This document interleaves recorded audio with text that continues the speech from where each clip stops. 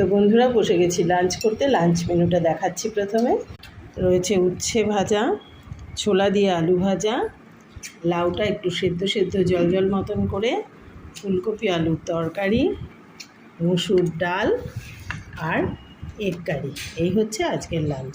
প্রথমে উচ্ছে ভাজা দিয়ে খাচ্ছি।